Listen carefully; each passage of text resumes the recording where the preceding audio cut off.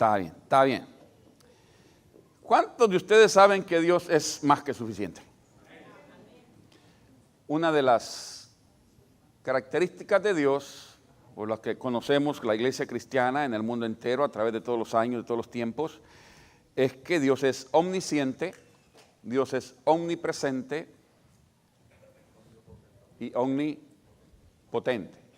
Lo que Israel llamaba que Él es el Todopoderoso. No, los judíos hasta el día de hoy le llaman Él es el Todopoderoso. Cuando dicen que es omnipotente, la palabra traducida quiere decir autosuficiente. Autosuficiente. En otras palabras, no necesita de nada, no necesita de nadie. Él es Él. Y no hay nadie más. Él es quien es. Por eso es que cuando se presenta con Moisés le dice, yo soy el que soy. No necesito darte más respuesta. Yo soy el que soy. Una de las cosas que la iglesia no hemos aprendido en más de 2000 años es someternos a esa voluntad del yo soy. Siempre queremos, pedimos, lloramos, clamamos, gritamos, ayunamos, vigilamos y todo para que Dios cumpla el deseo de nuestro corazón.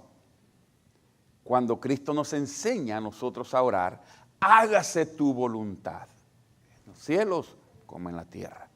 En pocas palabras, está bien que oremos, está bien que pidamos, está bien que creamos, pero siempre sabiendo, entendiendo y confiando que al final de cuentas es la voluntad de Dios lo que vale. Lo que hemos dicho desde este púlpito cantidad de veces, la voluntad de Dios siempre será lo mejor para nosotros, sea la que sea. Usted y yo nos equivocamos. Dios nunca se ha equivocado, ni se equivocará. Él es perfecto.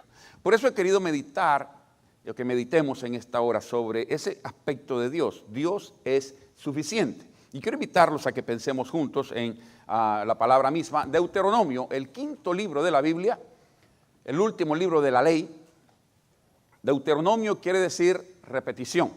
Deuteronomio es una repetición de la ley de Dios. Antes de Moisés partir de este mundo, dio las leyes una vez más. Repitió lo que se supone el pueblo ya sabía, pero al igual que usted y que yo, se les olvidaba. Entonces había que repetirlo. Y en Deuteronomio, Moisés se toma el tiempo para poder recordarle al pueblo quién es Dios, dónde está Dios, las leyes de Dios, el amor de Dios, el poder de Dios, la ira de Dios, el amor de Dios, el castigo de Dios, la benevolencia de Dios. Todo eso encierra en Deuteronomio. Y quizás como iglesia nunca hemos pensado lo que quiero invitarlos a pensar ahora. Si me equivoco, soy humano, pero de lo contrario pensemos juntos. Deuteronomio 34, el último capítulo. Deuteronomio 34, el último capítulo. Casi la edad de muchos de nosotros, 34. Aleluya. Versos 5 y 6. Por favor, Deuteronomio 34, 5 y 6. Por reverencia a la palabra del Señor, póngase de pie, por favor. Es una linda costumbre que debemos de mantener porque el maestro está presente. Y cuando un maestro entra a un aula, todos los alumnos nos ponemos de pie. Así que recordamos eso con respeto. Dice la palabra del Señor. Y murió allí Moisés, siervo de Jehová, en la tierra de Moab, conforme al dicho de Jehová. Y lo enterró en el valle, en la tierra de Moab, enfrente de Bet Peor. Y ninguno conoce el lugar de su sepultura hasta hoy. Padre, bendícenos al escudriñar tu palabra. Enséñanos, instrúyenos, Señor, a través de ella. Pero también corrige nuestra manera de vivir, de tal forma que aprendamos cada día a ser como tú quieres que seamos. Perdona nuestras faltas, Señor. Cada uno de nosotros debemos de reconocer delante de ti que hemos pecado y hemos ofendido tu nombre, comenzando conmigo mismo. Por eso, Señor, pido tu perdón, que la sangre de Cristo, una vez más, tenga la facultad de limpiarnos de todo pecado, para ser dignos oidores de tu palabra y dignos transmisores de la misma. Que cada uno reciba el mensaje conforme nuestra necesidad, conforme nuestro corazón lo esté necesitando. Nos dejamos en tus manos, por Cristo nuestro Señor. Amén y amén. Pueden sentarse, hermanos.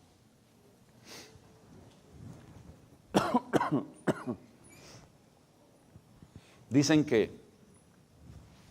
y no dicen, es un hecho científico, que la enfermedad que mató cantidad de gentes en el siglo XX fue la soledad. La soledad fue una de esas enfermedades silenciosas que acabó con cientos de miles de personas en la redondez de la tierra. Algunos por suicidio, otros por simplemente tristeza, porque uno se puede morir de tristeza. No, hay casos bíblicos de eso mismo. Y la enfermedad, pues, como no tiene una inyección que nos pongan, ¿verdad?, un antídoto contra la soledad, pues ha continuado.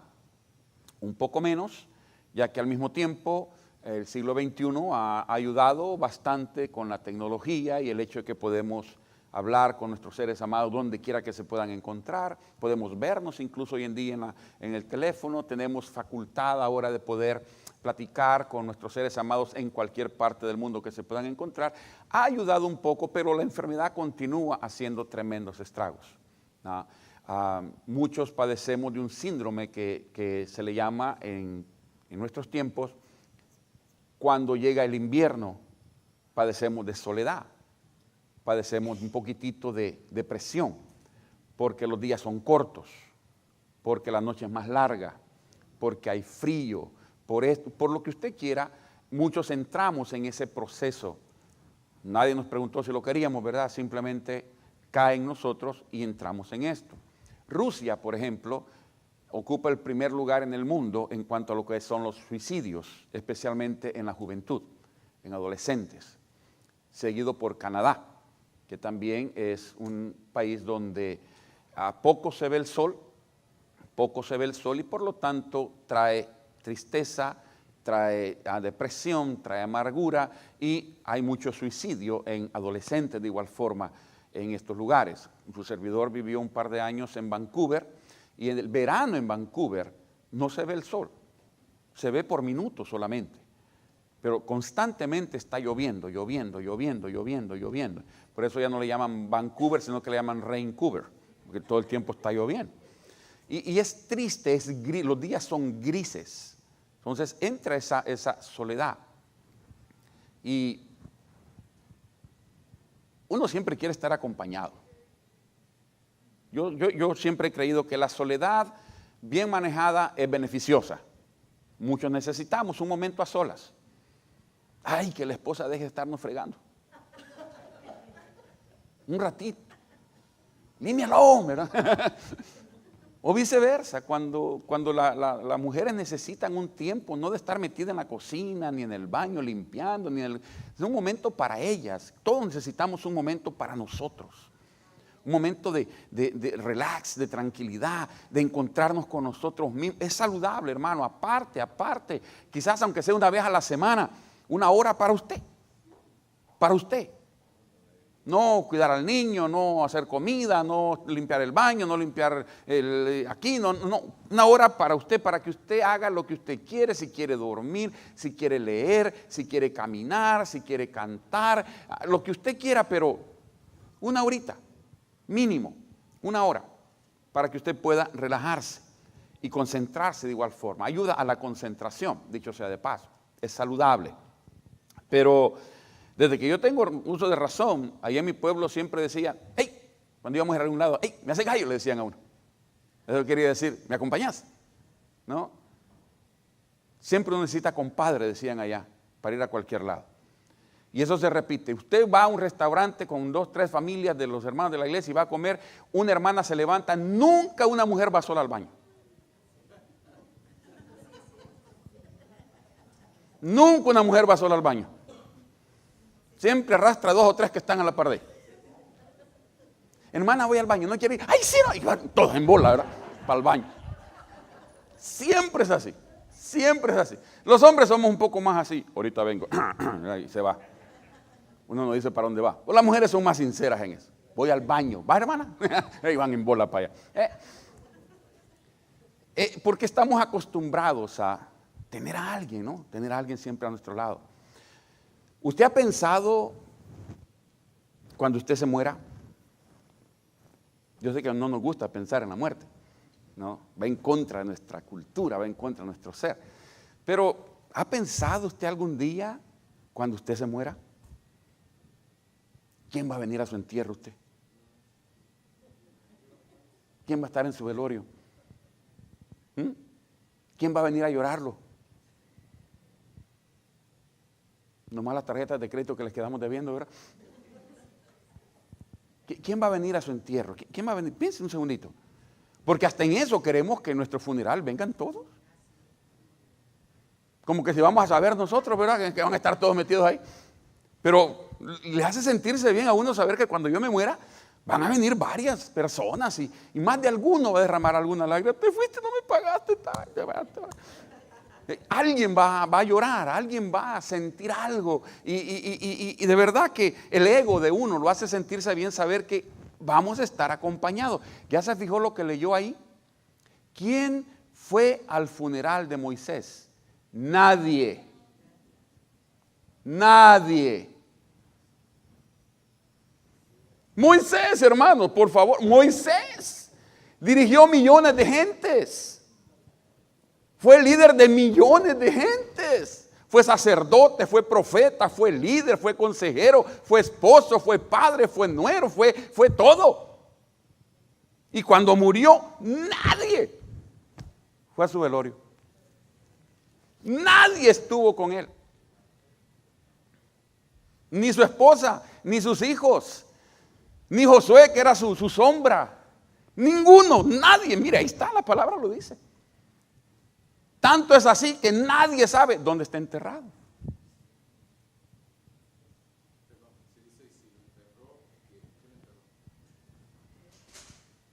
Y Dios lo enterró. Llegaron los israelitas a abrir un pozo, a abrir una cueva para meter. No. Nadie sabe dónde está. ¿Ve? Mire qué interesante, ¿no? Tremendo líder, hermano. Tremendo líder. Murió solito. Solo. ¿Sabe por qué? Porque Dios era más que suficiente para él. Dios estuvo ahí. Él lo enterró. Él lo escondió. Y no quería que nadie supiera dónde él estaba, pero Dios sabe dónde está. Porque Dios es suficiente. Eso es lo que yo quiero que meditemos en los minutos que tenemos. La importancia de poder entender que nosotros como pueblo evangélico debemos de aprender que Dios es más que suficiente. Y mire, hermano, escuchaba y miraba, mejor dicho, un buen sermón de un pastor que yo admiro mucho. Y en su sermón él lloraba y enojado hasta al mismo tiempo, y le decía a su iglesia, que es una iglesia enorme, les decía: es que, hermanos, ustedes no han aprendido a vivir conforme a la palabra. Casi nunca lo he escuchado yo dar un sermón de regaño, pero esta vez se mandó. Y le estaba diciendo a su congregación: hay que aprender a vivir conforme a las escrituras, conforme a la palabra, dejemos nosotros. Y comenzó a decir un montón de cosas. Y yo, meditando en lo que él decía, pensaba, pero el día tiene 24 horas. Usualmente, uno trabaja entre 8 a 10 horas. Pocos, me atrevo a decir, no aseguro, pero me atrevo a decir, pocos de nosotros en esas 8 o 10 horas estamos pensando en el Señor. Estamos pensando en el trabajo. Hay una responsabilidad que tenemos que hacer. Los que nos contrataron esperan que produzcamos por lo que se nos está pagando, ¿o no? Pocos pensamos en realidad en Dios en ese momento. Ahora, yo miraba al pastor y decía: bueno, él tiene que pensar en Dios constantemente como yo, porque somos pastores. A esto Dios nos ha llamado.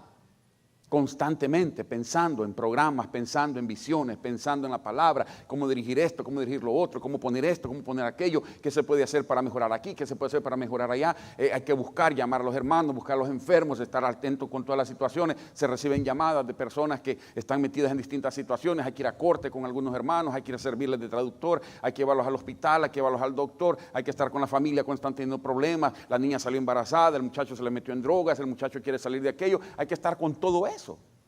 Claro que uno tiene que estar pensando constantemente en el Señor, porque no depende de mí, depende de Dios. Pero entonces, cuando usted está trabajando, estoy seguro que tampoco piensa en la importancia que tiene su columna vertebral. No piensa en ella hasta que le duele la espalda. Pero usted trabaja, usted hace, usted quita, usted pone, se levanta, camina, corre, lleva, trae. Pero nunca se da cuenta de la importancia que tiene esta columna vertebral, que sin esa cosa usted no hace nada. Así es la fe.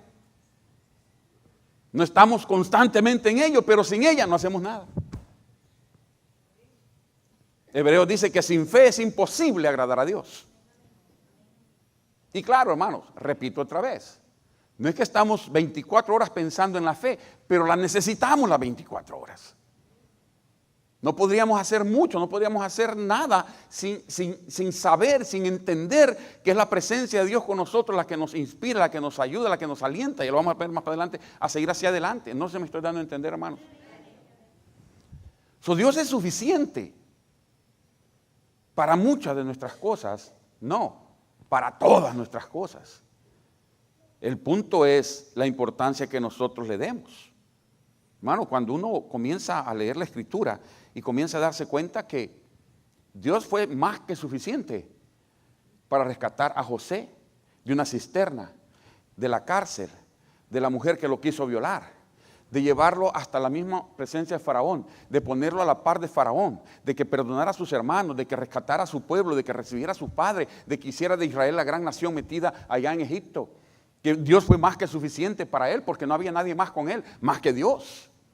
Que Dios fue suficiente para poder llamar a Abraham, para sacarlo de un país donde se adoraban imágenes, donde se adoraba todas las cosas que se movían, como hoy en día hay muchos lugares que se adora todo lo que se mueve. Así Dios llamó a Abraham, lo sacó de aquel lugar, lo metió por el desierto, por muchos lugares, anduvo caminando, dice la palabra, que vivía en su propia tierra como en tierra extranjera, como en tierra extraña, vivía en tiendas de campaña, nunca tuvo una casa como la suya o un apartamento como el suyo, nunca tuvo un carro como el suyo, pero vivía de lugar en lugar, de tienda en tienda, y ahí estaba porque él sabía que Dios lo estaba cuidando y Dios es más que suficiente para cuidarlo en cualquier lugar donde él se moviera.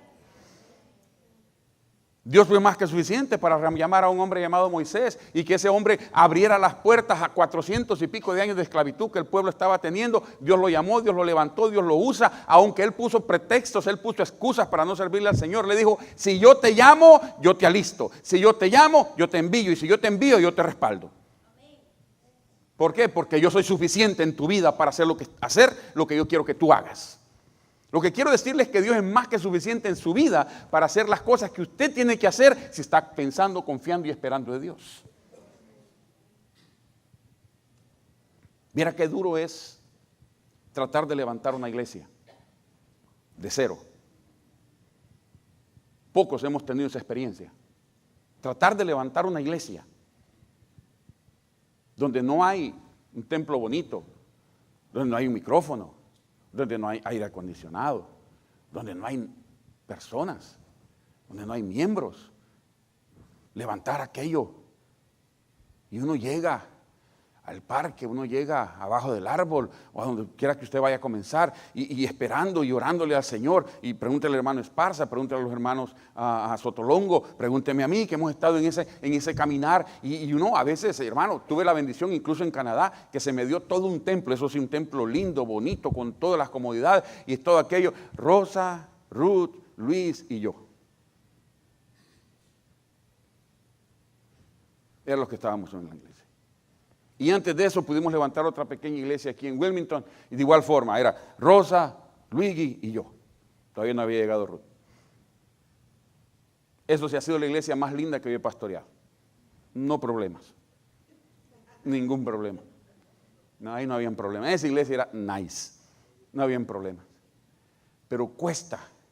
Pero cuando uno va metiéndose en esto, yo siempre he creído y sostengo que cuando alguien comienza un ministerio, muchos de nosotros nos damos cuenta el sufrimiento que eso lleva, las lágrimas que eso lleva, las necesidades que eso lleva, las atenciones que uno debe de tener para poder proveerle al ministerio. Muchos de nosotros ni cuenta nos damos. Muchos vemos las grandes iglesias y creemos que siempre han sido grandes. No. Mi pastor, mi propio pastor, vino del Salvador a Chattanooga, Tennessee, a estudiar en el seminario. Se graduó del seminario, regresa para El Salvador, ya con el entusiasmo de querer estar en la iglesia, llega a su primera iglesia, está en la iglesia, 2 semanas después de estar en la iglesia, el pastor le pasa una notita a él y el pastor la agarra contento, dijo, me va a invitar a predicar, y abre la nota y le dice, por favor, busque otra iglesia donde congregarse. El pastor agarra a su familia y se van para otra iglesia, llegan a otra iglesia, igual, con el entusiasmo, pues me acabo de graduar del seminario, quiero predicar, quiero enseñar, y todo aquel entusiasmo, y otra vez el pastor igual, le llega otra notita con otro diácono y le, por favor, busque otra iglesia donde adorar. El pastor dijo, no. Y estos son los grandes pastores, y estos son los siervos de Dios, que me van a ayudar, no.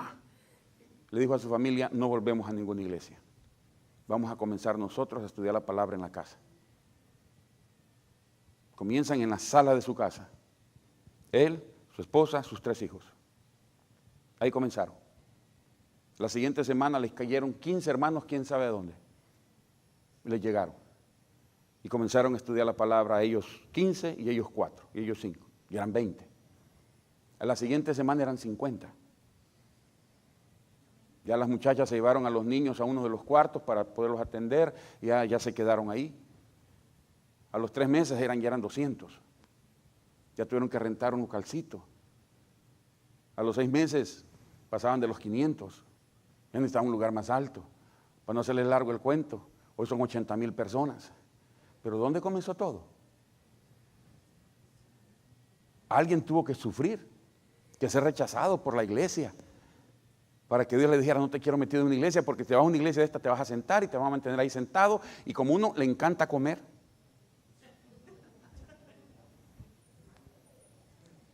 y hablo en los 2 sentidos, material y espiritual.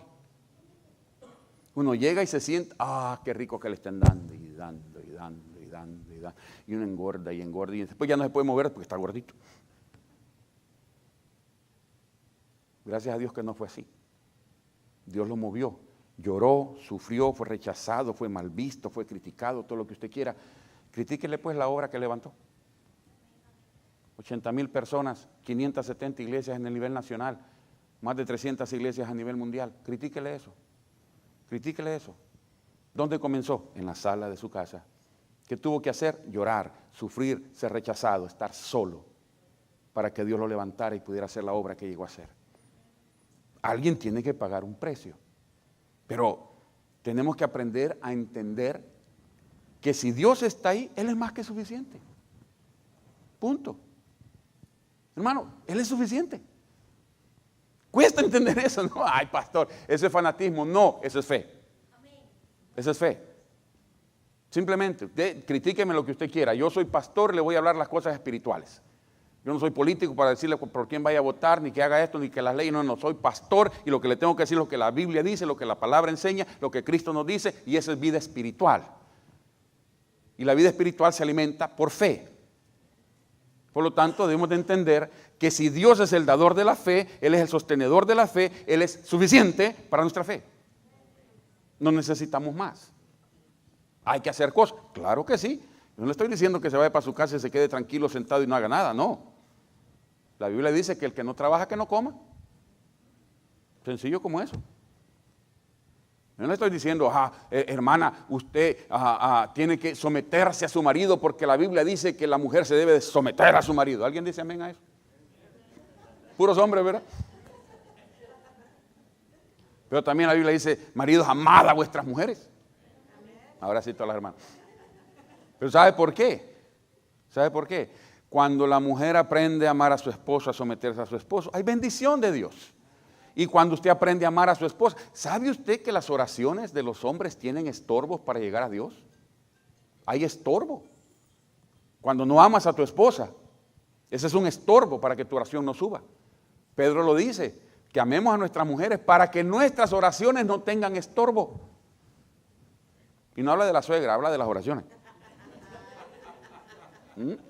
Para que podamos entender eso. Entonces, hermanos, estoy tratando de dar mi punto. Dios es más que suficiente.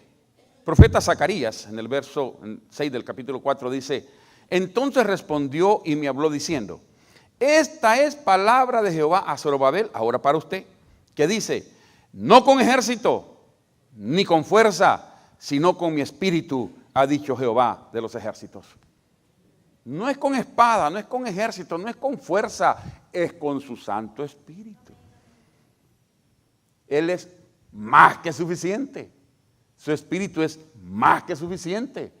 Ay, pastor, pero es que me faltan tantas cosas. La Biblia dice en Filipenses: mi Dios pues suplirá todas vuestras necesidades de acuerdo a sus riquezas en gloria en Cristo Jesús. Y yo le pregunto a usted, ¿usted sabe las riquezas que tiene Cristo en el cielo?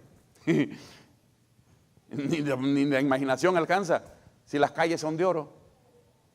Hello. Las calles son de oro. Yo a veces le digo así bromeando con el Señor, orando: Señor, barre las calles y que me caiga el polvo, que me caiga el polvo. Que me caiga el polvo, que me caiga el polvo. Pues sí, son las calles de oro, ¿verdad? Que me caiga a mí. Es esperar y saber que yo no tengo que andar peleando. Es Dios quien pelea la batalla. Compartía con un pastor esta semana, y entre tantos testimonios, le repito el testimonio que usted conoce, pero para que aquellos que no lo han escuchado. Cuando su servidor pasó un tiempo duro, triste, amargo, de tanta cosa, llegó el momento en que otro pastor me dice: demandalos, meterlos a la corte, sacarles todo lo que le pueda sacar, tenés el caso ganado. Y yo estaba, hermano, con aquello de que lo hago, no lo hago, lo hago, no lo hago. Y la bolsa me decía: hacelo, hacelo. Y el otro corazón me decía: no, no. ¿Verdad? Usted sabe, la bolsa que uno escucha. Y yo estaba con aquella cosa de que si voy a la guerra, no voy a la guerra, como en el Antiguo Testamento, ¿no? Y le pido al Señor, recuerdo que alguien me dijo: órele al Señor y pregúntele, como los reyes del Antiguo Testamento, que le preguntaban: Señor, ¿voy a la guerra o no voy a la guerra? Yo recuerdo esa noche que de rodillas en mi cama, eran como la 1 de la mañana, yo estaba pasando una depresión horrible, no podía ni dormir, y en esa hora de rodillas en la cama le digo: Señor, ¿voy a la guerra o no voy a la guerra? ¿Demando a esta gente o no demando a esta gente? El abogado dice que el caso está ganado. Antes de comenzarlo, ya está ganado. ¿Voy a la guerra o no voy a la guerra? Me acosté. Fue esas raras noches que me dormí. Me levanto como a las 4 de la mañana, 4:30. A esa hora pasaba un predicador que se llama Creflo Dollar, no sé si alguno de ustedes le conoce, uno de mis predicadores en inglés favorito. Pongo la televisión, hermanos. Escúcheme, esto no me lo contaron, esto lo he vivido yo. Pongo la televisión en ese momento. Aparece Creflo Dollar predicando y está hablando un tema bien importante: ir o no ir a la guerra. Qué casualidad, ¿verdad? De repente el hombre voltea y le hacen un close-up en la cámara, le acercan y él se pone, yo estoy enfrente, como donde está estéreo, estoy quizá un poquitito más, estoy frente al televisor, y el hombre le acercan la cámara y el hombre se pone enfrente a la cámara y dice así: tú, que estás pensando ir a la guerra, dice Dios, no vayas a la guerra, yo pelearé tu batalla. ¡Ah! ¡Uf! Hermano, yo estaba, fue una cosa increíble, todavía se me enchina todo el cuero, increíble. ¿Usted cree que yo no sé que Dios habla? Porque Él es suficiente. Cuando esperamos en Él, Él es suficiente. Hay mucha gente que busca tantas cosas de distintas formas y busca y queremos que cosas grandes sucedan, porque si vemos el mar abierto voy a creer. Si me cae maná del cielo, o sea, la pupusa así con tu y curtido, ¿verdad? Va. Entonces voy a creer. Hice un platanito frito, mejor todavía. Bueno, o sea, esperamos grandes cosas, esperamos que haya una gran campaña y que venga un gran predicador, de esos hombres que apantallan y que gritan y que oran por los enfermos y se levantan y que queremos todo eso y estamos esperando aquella gran campaña. Mateo 8, verso 8. Respondió el centurión y dijo: Señor, no soy digno que entres bajo mi techo. Solamente di la palabra y mi criado sanará. Señor, mi criado está enfermo, por favor, sánalo. Sí, le dijo a Jesús, vamos a tu casa y vamos a orar por él. Y el hombre le dice: mira, Señor, yo no soy digno que entres a mi casa, pero di la palabra. Tu palabra es más que suficiente. Di la palabra y mi siervo sanará. Y Jesús se le queda viendo y dice: hecho. Ya está. ¿Por qué? Porque él creyó que con que Cristo dijera la palabra era más que suficiente. La palabra es más que suficiente. No esperes a que venga un gran predicador. No. Si Cristo está en medio de nosotros, ¿para qué quieres otro predicador? Si Cristo es lo que estamos buscando y Cristo es lo que estamos esperando. El milagro no lo hacemos los predicadores, el milagro lo hace Jesucristo y nadie más. Por eso vamos a esperar y entender: Señor, si tú estás aquí, tú eres más que suficiente. Aunque no venga nadie más, pero si tú estás aquí, tú y yo somos la mayoría. Ya estuvo, ya ganamos. ¿Por qué? Porque Dios es suficiente en cualquier área de nuestra vida. Cuando hablamos, y voy terminando por cuestión de tiempo, cuando hablamos de salvación, ¿qué es lo más importante? ¿Por qué? Porque todo ser humano nace con la necesidad de Dios. San Agustín en una de sus cartas dice que todo ser humano nace con un hueco en el corazón, con un hoyo en el corazón, que es imposible llenarlo con nada más que con la presencia de Dios. Y es eso lo que muchas veces la gente busca: las drogas, el pecado, el alcohol, buscan cantidad de cosas para tratar de llenar esa soledad, esa angustia, y le meten esto y le meten lo otro y le meten esto y prueban otro y nada funciona, porque ese hoyo, dice San Agustín, tiene la misma figura, la misma forma de Dios. Por lo tanto, solo Dios lo puede llenar. Cuando hablamos de salvación, hablamos de tu necesidad número uno. Porque, mi hermano, coma usted bien o no coma bien, vivas en casa, vivas en tu carro, vivas en un RV, vivas en un single, vivas en una mansión, tengas títulos o no tengas títulos, tengas dinero en la bolsa o no tengas dinero en la bolsa, una cosa te voy a garantizar hoy y que te quede claro: no sé cuándo, no sé dónde, ni quiero saber, pero una cosa sí te garantizo: te vas a morir. Gordito o flaquito, te vas a morir. Rico o pobre, te vas a morir. Ya encontró esa cosa, y voy a terminar, esto de que aparece en el internet, de la muerte de Alejandro el Grande. Los 3 deseos que él pidió. Él dijo: cuando yo me muera, quiero que me cumplan 3 deseos. Estamos hablando del conquistador de todo el mundo en aquel entonces. 3 deseos. El primero: que los que lleven mi ataúd al panteón sean los mejores médicos que puedan existir. Los mejores doctores, que ellos lleven mi ataúd al cementerio. Número 2, que desde que salgo de la capilla hasta el cementerio, todo el camino vayan tirando diamantes, perlas, piedras preciosas, todo el camino, que se vayan tirando hasta llegar al cementerio.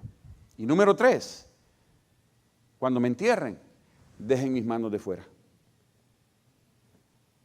Esos fueron sus 3 deseos. Y alguien le preguntó: ¿pero por qué su majestad desea esos 3 deseos? Le dice: número 1, porque quiero que entiendan que cuando la muerte llega, no hay médico en el mundo, no hay ciencia en el mundo que nos pueda detener, que nos pueda salvar. Número 2, porque quiero que entiendan que lo que aquí hemos adquirido, aquí se queda. Todo el tesoro, todas las piedras preciosas, todos los diamantes, aquí se quedan. Y número 3 dice: mis manos afuera, para que entiendan que con las manos vacías llegamos, con las manos vacías nos vamos. No hay para dónde. Lo que sí viene es que cuando nos vamos es cuando comienza la verdadera vida. Es donde uno se da cuenta que no hay iglesia, no hay predicadores, no hay sacerdotes, no hay pastores, no hay denominación, no hay religión que te pueda hacer absolutamente nada, porque el único que es suficiente se llama Jesucristo. No hay nadie fuera de Él. Se lo va a dar, regácémoslo de corazón. No hay para dónde. Por eso en Juan 14:6 Él dice: yo soy el camino y la verdad y la vida, y nadie viene al Padre si no es por mí. ¿Qué significa? Cristo es suficiente para darte salvación, para darte perdón y para darte dirección. Oramos juntos. Padre, queremos darte las gracias, porque tú eres bueno. Gracias, Señor, porque tú eres suficiente en nuestras vidas, en cualquiera que sea la situación que podamos pasar. Bien, mal, solos o acompañados, tú eres suficiente. Si tú estás con nosotros, dice tu palabra, ¿quién contra nosotros? Por eso en esta hora queremos darte gracias, porque tu palabra, Señor, nos ha recordado y nos ha retado a creer en esto, en que tú en nosotros eres más que suficiente. Pero pedimos por aquellos que puedan escucharnos que aún no han conocido la suficiencia de Cristo para el perdón de pecados y la vida eterna. Que ahora podamos creer juntos en que solamente la sangre de Jesucristo nos limpia de todo pecado. Háblanos al corazón. Mientras la iglesia se mantiene en oración, queremos decirle a usted que pueda estarnos visitando, que nos miras a través del internet. Hay una verdad maravillosa y es la verdad que Dios te ama. Y esa verdad maravillosa se demuestra en Jesucristo mismo. Cuando murió en la cruz del Calvario, murió ahí para darte perdón a ti, para darme perdón a mí. Su sangre es lo único que nos limpia de todo pecado. Lo único que Él requiere que nosotros hagamos, dice, cree en el Señor Jesucristo y serás salvo tú y toda tu casa. La fe en Cristo es la que mueve montañas. La fe en Cristo es la que abre las puertas a la eternidad. Yo no te estoy invitando a que cambies de iglesia, a que cambies de religión. Te quiero invitar a darle tu corazón a Cristo Jesús. Y eso significa solamente invitarlo a que venga a morar dentro de ti. Solamente dile ahí donde estás sentado, sentada, dile: Señor Jesús, yo te abro mi corazón, yo te recibo en este momento como el Señor de mi vida, como el Salvador de mi alma. Gracias porque en la cruz del Calvario has perdonado mis pecados y me has regalado la vida eterna. Gracias, Padre eterno, porque en Cristo Jesús hoy encuentro perdón y salvación. Si usted mencionó, dijo, pensó, repitió esa frase conmigo y quizás lo ha hecho por primera vez, permítanos orar con usted y por usted. ¿Habrá alguien que lo hizo por primera vez y quisiera darnos el privilegio de orar con usted y por usted? Simplemente levante su mano, ahí donde se puede encontrar. ¿Habrá una persona en medio de nosotros que ha entendido que Cristo es más que suficiente para darte perdón, salvación, vida eterna, para guiar tu vida de ahora en adelante? Eso es lo que te queremos decir, eso es lo que hemos estado hablando, eso es lo que queremos que te lleves en tu corazón. Se llama Jesucristo y la autosuficiencia de Dios para perdonarte y para levantarte. Habrá alguien con nosotros en este día que nunca antes lo ha hecho, pero quisiera darle tu corazón a Jesús. Ahí donde está sentado, sentada, levante su mano solamente, ahí donde está. Tiene que hacer nada más que levantar su mano y nosotros le daremos gracias a Dios por su vida y por la decisión que está tomando de venir a los pies de Jesucristo. ¿Habrá una persona con nosotros? ¿Habrá alguien con nosotros? Señor, queremos agradecer este lindo tiempo y la oportunidad que nos ha brindado de escudriñar tu palabra. Y gracias por la oportunidad que tenemos de acercarnos a tu mesa y poder celebrar y poder recordar la muerte, la resurrección, la ascensión y el pronto regreso de tu Hijo Jesucristo para levantar a tu pueblo. Eso es lo que recordamos en la comunión y por ello te damos las gracias por Cristo nuestro Salvador. Amén y amén.